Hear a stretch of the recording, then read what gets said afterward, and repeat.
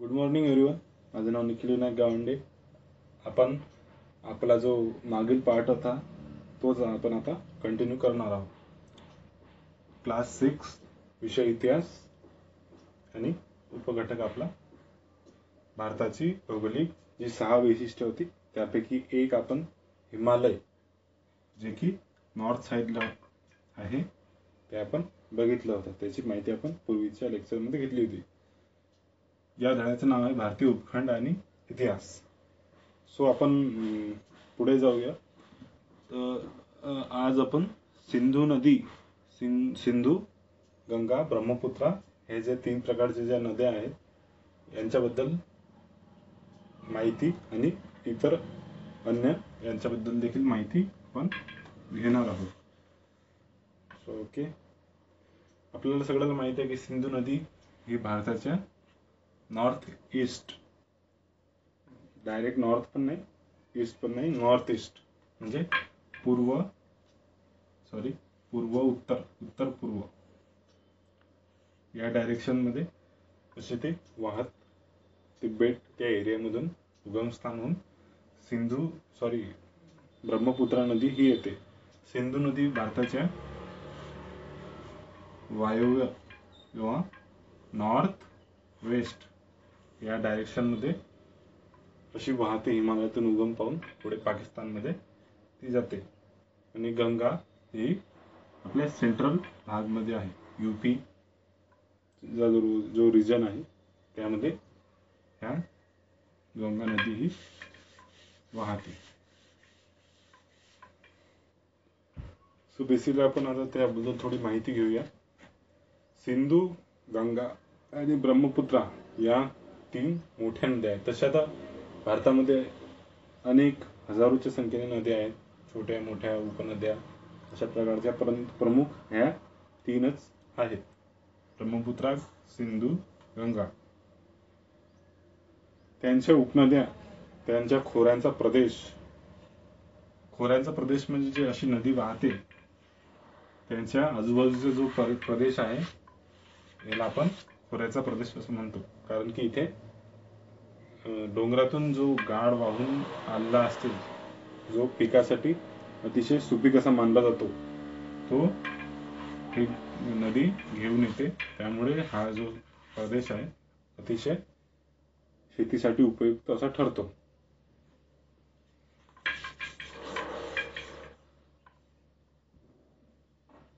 So उपनद्या यांच्या खोऱ्यांचा प्रदेश आहे. हा प्रदेश पश्चिमेकडे सिंध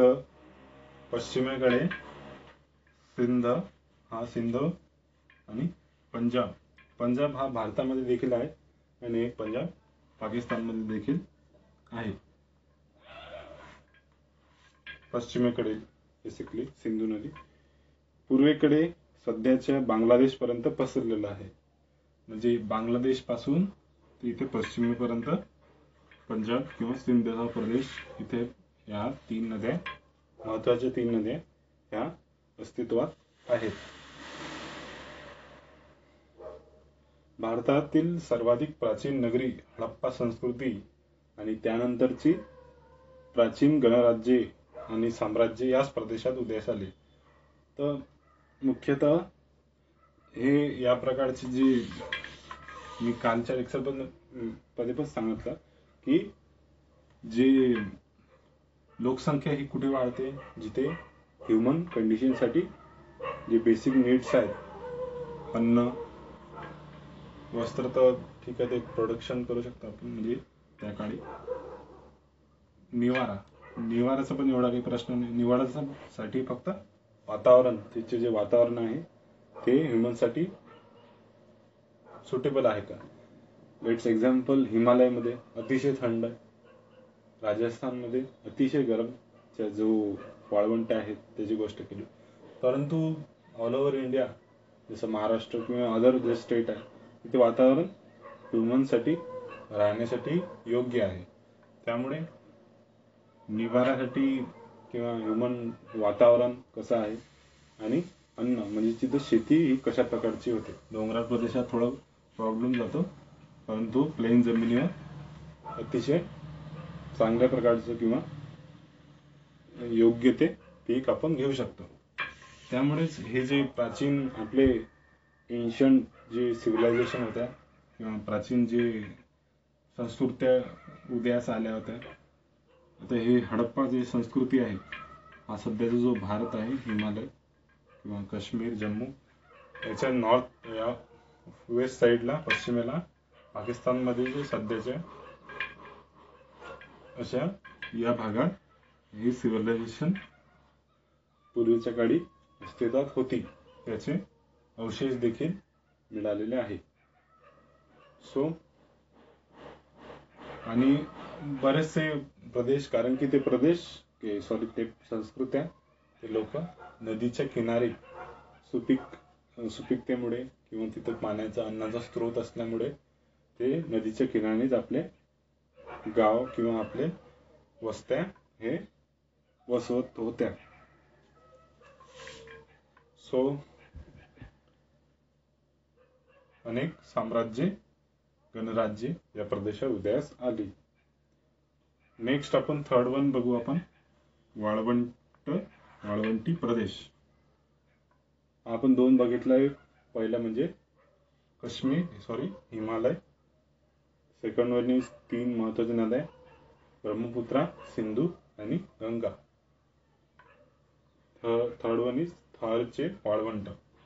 थरचे वाळवंट राजस्थान, गुजरात आणि हरियाणा. आता हे राज्य कुठे आहे आपण ते पाहून घेऊ मॅपच्या किंवा डायग्रामच्या आधारे. असं आपण नॉर्थ साईडला भारत म्हटलं तर नॉर्थ ईस्ट किंवा वायव्य या भागात इथे पंजाब हरियाणाचा प्रदेश आहे. पण हरियाणाचा काही भाग, त्यानंतर राजस्थान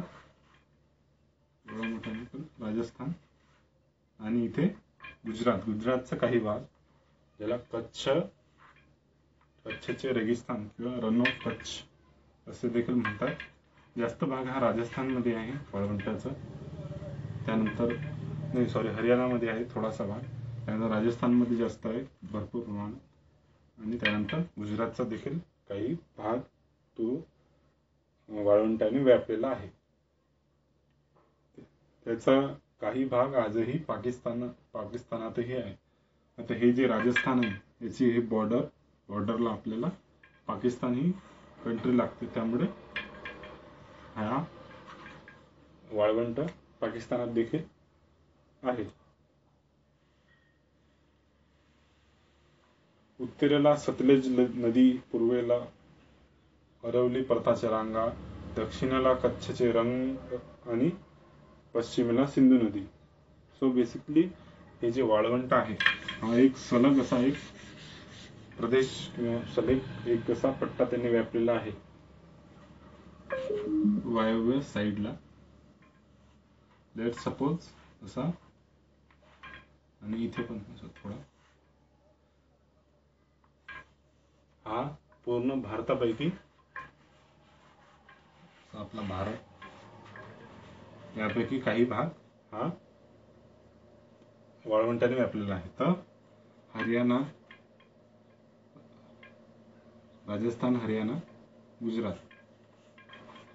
तर याचा आपण एक बेसिक ओव्हरव्ह्यू घेतला की कोणत्या दिशेने काय आहे, तर एक्झॅक्ट लोकेशन आपल्याला माहित पडेल. तो उत्तरेला हे जे हिमालयातून जी नदी वाहते, सतलज नदी, तिच्यावर पण डॅम बांधण्याची एक न्यूज होती मनामध्ये.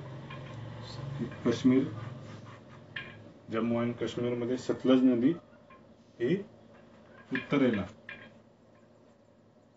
पूर्वेला अरवली पर्वताच्या रांगा, इथं म्हटलं तरी चालेल, पूर्वेला अरवली पर्वत, दक्षिणेला कच्छचे रण जे की गुजरात या प्रांतामध्ये येते, आणि पूर्वेला सिंधू नदी. अशा प्रकारचा हा एक मधातला जो भाग आहे हा एक वाळवंट म्हणून आपल्याला पाहावयास मिळतो. वाळवंट म्हणजे जिथे पाण्याची स्कार्सिटी किंवा पाण्याचे प्रमाण फार कमी आहे, त्या जमिनीमध्ये कोणत्याही प्रकारचे पीक घेतल्या जात नाही. एक प्रकारे वाळू म्हणू शकतो आपण की ते कन्स्ट्रक्शन मध्ये देखील वापरता येत नाही. बेसिकली त्याचा काहीच एक उपयोग असा नसतो. पाकिस्तानमध्येही तिला हाकरा या नावाने ओळखतात. परीक्षेत येऊ शकते हा प्रश्न की पाकिस्तानमध्ये या भागाला काय म्हणतात, तर हाकरा. त्यांच्या लँग्वेज मध्ये ते हा शब्द दिसून येतो. राजस्थान आणि पाकिस्तान मधील तिचे पात्र आता कोरडे पडत चालले आहे. बेसिकली पाणी हे कमी होत चालले तिथे. हिमाचल प्रदेशात उगम पावणारी घग्गर नावाची नदी थरच्या वाळवंटात पोहोचते. आता हिमाचल प्रदेश म्हटलं तर दिल्ली, इथे काश्मीर आणि इथे हिमाचल प्रदेश. इथून जे नदी उगम पाहते ते या प्रदेशात येते. पण हळूहळू हिचे पात्र आता कोरडे पडत चालले आहे, तर पाण्याची कमी होत आहे. त्या कोरड्या पात्राच्या प्रदेशात हडप्पा संस्कृतीची अनेक स्थळे विखुरली आहे. या पात्रामध्ये जसे जसे कोरडे होत चालले आहेत त्यामुळे जे अवशेष आहे सिंधू संस्कृतीचे ते आपल्याला दिसावयास मिळतात. So let's go on to next topic, that is दख्खनचे पठार. एक बाजूस पूर्व किनारा, दुसऱ्या बाजूस पश्चिम किनारा यामधील असलेला भूप्रदेश दक्षिणेला निमुळता होत जातो. बेसिकली एक सिंपल डेफिनेशन दिलेली आहे की दख्खनचे पठार आपण कोणाला म्हणायचे किंवा कोणत्या प्रदेशाला म्हणायचे. बेसिकली असा एक डायमंड शेप आपला हा दक्षिण भारत आणि पूर्वेला, पश्चिमेला आणि हा जो निमुळता होणारा जो प्रदेश आहे, जे कमी कमी कमी कमी होत चालला हा जो प्रदेश आहे,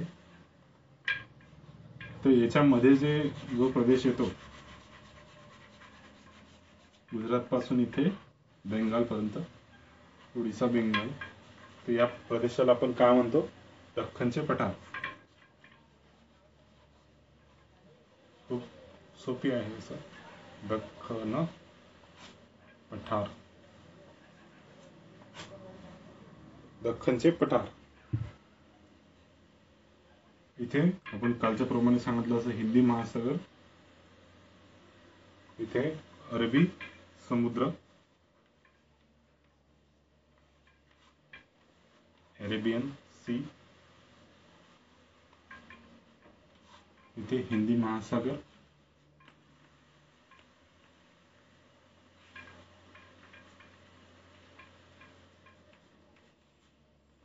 हिंदी महासागर दिसत नसेल तर, आणि इथे बंगालचा उपसागर, बंगालचा उपसागर.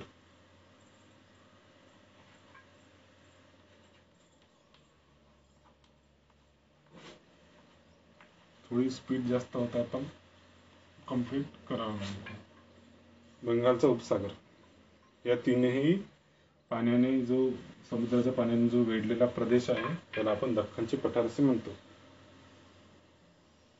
तिन्ही बाजूने पाण्याने वेढलेला हा भूभाग समुद्रात घुसलेल्या एखाद्या त्रिकोणी सुडक्यासारखा दिसतो.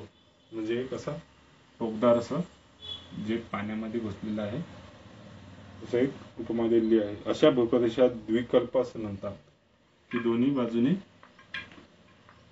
समुद्र आहे, याला द्विकल्प असे म्हणतात. असे जे भागाला द्विकल्प असे म्हणतात. भारतीय द्वीपकल्पाचा बहुतांश भाग दख्खनच्या पठाराने व्यापलेला आहे. बेसिकली आता इथे सोडलं तर हा जो उत्तर प्रदेश आहे किंवा उत्तर भारत आहे, त्यापैकी भारतापैकी मॅक्झिमम भाग हा दख्खनच्या पठाराने व्यापलेला आहे. दख्खनच्या पठाराच्या उत्तरेला सातपुडा जे महाराष्ट्रामध्ये आहे आणि MP मध्ये किंवा गुजरातमध्ये पण थोडा भाग त्याचा आहे, आणि विंध्य पर्वताच्या रांगा पसरलेला आहे. त्याच्या पश्चिमेला सह्याद्री, पश्चिम इथे सह्याद्रीच्या रांगा आहेत. पर्वतरांगा, त्याला पश्चिम घाट, सह्याद्रीलाच एक पश्चिम घाट देखील म्हणतात.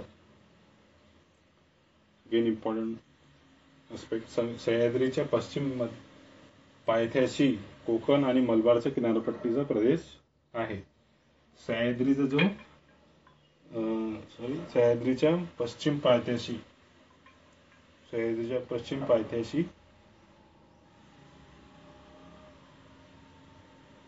कोकण आणि मलबारच्या किनारपट्टीचा प्रदेश आहे.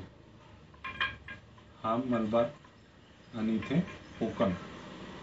तर पश्चिम पायथ्याशी हा जो एक प्रदेश आहे त्याला एक डिफरंट नाव दिलेलं आहे. दख्खनच्या पठाराच्या पूर्वेकडील डोंगरांना, या पूर्वेकडील जे डोंगर आहेत इथे काही प्रमाणात याला पूर्व घाट असे म्हणतात, याला पश्चिम घाट असे म्हणतात. पूर्व आणि पश्चिम असे म्हटले जाते. या पठारातील जमीन सुपीक असून तिथे हडप्पा संस्कृतीच्या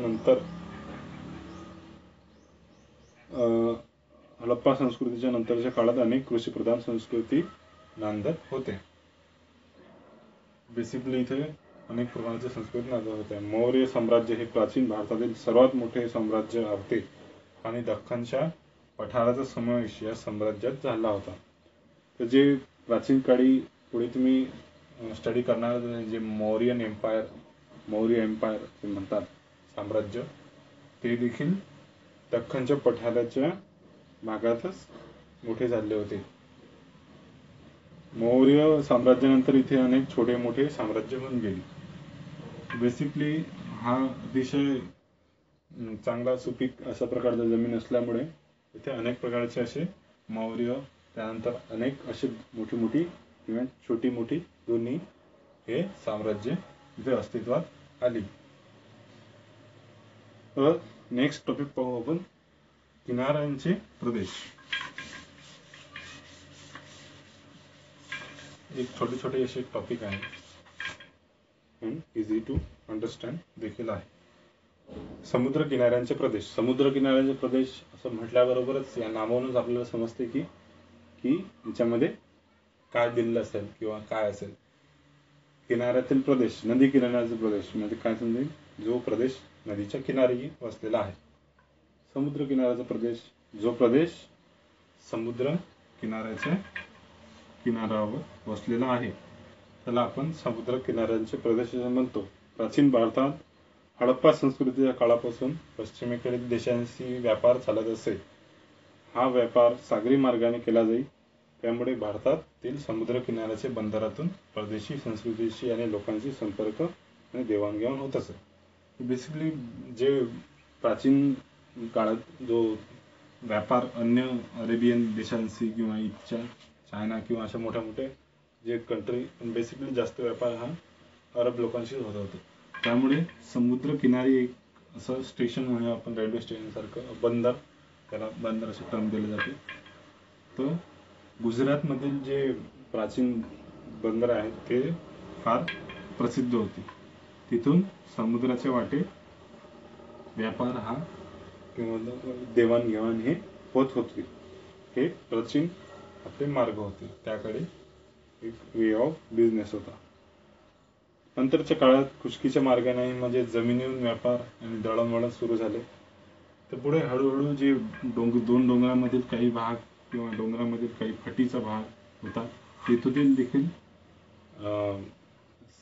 व्यापार हा, ज्याला खुष्कीचा मार्ग असे म्हणतात, तो होऊ लागला. म्हणजे खुष्कीचा मार्ग म्हणजे जमिनीतून केला गेलेला व्यापार. तरीही सागर मार्गाचे महत्त्व कायम राहिले, कारण की याला टाइम हा भरपूर लागतो ॲज कम्पेअर टू समुद्री मार्गाने. आणि इथे जहाजेवर आपण जास्त प्रमाणात माल हा वाहून नेऊ शकतो ॲज कम्पेअर टू जमिनीने. सो लास्ट टॉपिक, समुद्रातील बेटे. समुद्रातील बेटे म्हणजे आता नावावरून समजते की जे समुद्रामध्ये छोटे अंदमान निकोबार अशा प्रकारची जी बेटे आहेत त्याला समुद्रातील बेटे असं म्हणतात. अंदमान निकोबार ही बंगालच्या उपसागरातील भारतीय बेटे आहेत. तसे लक्षद्वीप हा बेटांचा समूह आहे जो की अरबी समुद्रात या साईडला पश्चिमेला बेटांचा समूह लक्षद्वीप. अंदमान निकोबार ही स्पेशल बेटे आहेत. प्राचीन काळाच्या समुद्री व्यापारात या बेटांचे स्थान महत्वाचे असावे, कारण की प्राचीन काळात जो व्यापार होत होता तर बेसिकली समजा इथून आफ्रिकेतून आपल्या भारतामध्ये व्यापार करायचा असेल तर मधात एक स्टॉप म्हणून याचा वापर केला जाईल. 2 ठिकाणी जायच्या मधात एक स्टॉप. तसेच लक्षद्वीप हा बेटांचा समूह आहे. प्राचीन काळात याचे फार मोठे स्थान होते. Periplus of the Erythraean Sea. Periplus of the Erythraean Sea म्हणजे तांबड्या समुद्रांचे माहिती पुस्तक. या पुस्तकात भारतीय बेटांचा उल्लेख आहे. हे पुस्तक अनामिक ग्रीक खलाशाने लिहिलं आहे. अनामिक म्हणजे ज्याचे नाव आपल्याला माहित नाही, की अननोन पर्सन, युनॅनिमस पर्सननी हे लिहिलं आहे की ते नाव काय, तांबड्या समुद्राचे माहिती पुस्तक. हे एक इम्पॉर्टंट आहे, याच्याकडे नोट करून ठेवा. तांबड्या समुद्राचे माहिती पुस्तक. अंदमान निकोबार लक्षद्वीप आणि 1.3 आपण एक क्विक माहिती घेऊन हा धडा संपून टाकू. त्याच्या पहिले या पुस्तकाचं नाव काय आहे, तांबड्या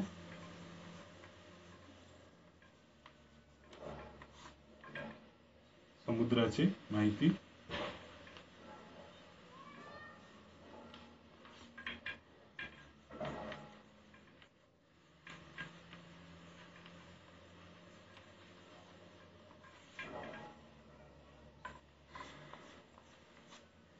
ठीक आहे. ते आता याचं नाव माहिती नाही तर नाव पण एक इम्पॉर्टंट असतं, पण याचं नाव या ग्रीक जो खलाशी होता, खलाशी म्हणजे जो समुद्राच्या वाटे नवीन नवीन प्रदेश शोधायला निघालेला असतो. आता 1.3 भारतीय उपखंड. हडप्पा आणि मोहनजोदडो ही शहर आजच्या पाकिस्तानात आहे. जो सिंधू नदीचा भूप्रदेश आहे तिथे हा हडप्पा आणि मोहनजोदडो ही शहरे होती. अफगाणिस्तान, पाकिस्तान, नेपाळ, भूतान, बांगलादेश, श्रीलंका आणि आपला भारत मिळून तयार होणारा भूभाग म्हणजे दक्षिण एशिया. दक्षिण एशियामध्ये कोणकोणते भाग येतात, पाकिस्तान, भारत, त्यानंतर बांगलादेश, भूतान, नेपाळ, श्रीलंका. तर आपण मॅपच्या आधारे पाहिलं ते कोणते देश कुठे आहेत. एक इझी टू अंडरस्टँड आणि जास्त काळ लक्षात राहील. हा आपला भारत,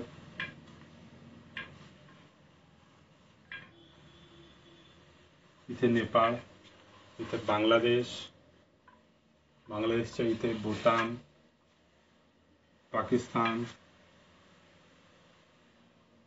इथे अफगाणिस्तान. आपण बेसिकली असं छोटे छोटे असं डायग्रामच्या थ्रू एक्झॅक्टली परफेक्ट कुठं आहे असं माहीत नसलं तरी आपण एक अंदाज बांधू शकतो. आणि साऊथला श्रीलंका, भूतान, नेपाळ, बांगलादेश, पाकिस्तान, अफगाणिस्तान, श्रीलंका आणि आपला इंडिया. हा एक, याला आपण दक्षिण एशिया म्हणतो, साऊथ एशिया असं म्हणतो, या नावाने ओळखला जातो. याच भूभागातील भारत देशाचा विस्तार आणि महत्व लक्षात घेऊन या प्रदेशाला भारतीय उपखंड असेही म्हणतात. याला बेसिकली या पूर्ण भागाला काय म्हणतात, साऊथ एशिया किंवा दक्षिण आशिया. आशिया तसा फार मोठा आहे, त्यामध्ये जपान, ऑस्ट्रेलिया अशा प्रकारचे बरेच देश येतात, चायना. परंतु हा साऊथ किंवा दक्षिणेकडे असल्यामुळे याला दक्षिण एशिया असे म्हणतात, आशिया. व अजून एक याला नाव आहे ते म्हणजे सेकंड नाव आहे भारतीय उपखंड किंवा भारत हा सर्वात मोठा या कम्पेअर टू सगळ्यात मोठा देश असल्यामुळे एक भारतीय उपखंड असं नाव देतात, भारतीय उपखंड. ओके. हडप्पा संस्कृतीचा विस्तार प्रामुख्याने भारतीय उपखंडाच्या वायव्य भागात. हडप्पा जे मोहनजोदडो जी संस्कृती होती ते नॉर्थ वेस्ट, उत्तर पश्चिम या भागात, म्हणजे त्यालाच वायव्य या भागात याचा विस्तार झालेला होता. चीन आणि म्यानमार हे आपले शेजारी देश दक्षिण आशियाचा किंवा भारतीय उपखंडाचा हिस्सा नाही. म्हणजे जो चीन आहे आणि जो इथे म्यानमार आहे हा दक्षिण एशियाचा भाग नाही आहे. तरी प्राचीन भारताशी त्यांचे ऐतिहासिक संबंध आले होते.